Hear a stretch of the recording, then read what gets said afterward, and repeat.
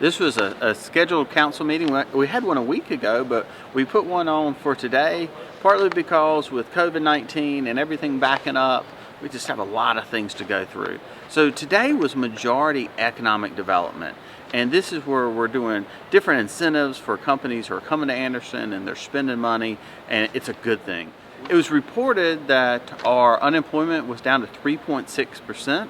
So this is such positive news, and it's a testament to our economic development. It's really a testament to our culture, way of life, our proximity here on I-85, and our county's trying to take advantage of that, and especially in this COVID environment that we're growing and that the economy's growing. So that's a positive thing. So that dictated most of the agenda, and that was economic development items brought back by Burris Nelson and his staff, and were routine of nature, and council was in unanimous agreement.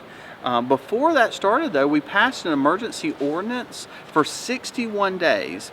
And this emergency ordinance will allow council members to, whether it be Zoom or Skype or Microsoft Teams, to come in remotely to vote. Because we don't know if the COVID-19 is going to increase over the holidays, and if we have pressing items we need to vote on, we want to make sure that we can do so remotely. So we passed that emergency ordinance. It'll only last for 61 days, and we will be able to vote remotely.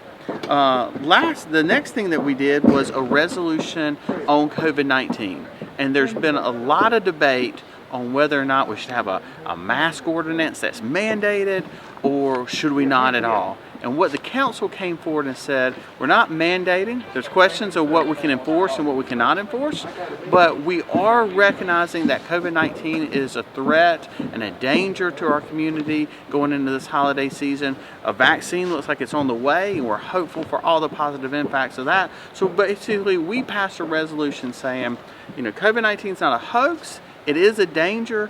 Please practice social distancing, please wear a mask, please be aware of your neighbors, and let's all do our part to try to minimize it and keep all the good things moving forward in Anderson. So I feel like this was a positive thing that both sides of the aisle came together on and said, we want to love our neighbor, we want to create a great community, let's do our part and do what we can.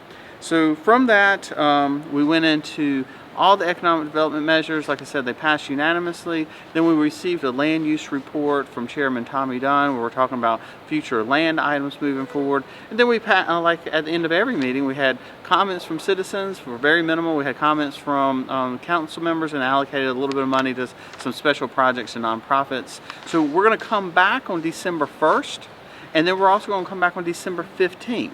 In an effort to make sure that we tie up all loose ends before we break for Christmas. Both of those meetings will be noon at the Civic Center, and will allow for county council members to teleconference in if needed. But that's how we'll move forward, and we're very excited about the rest of the year.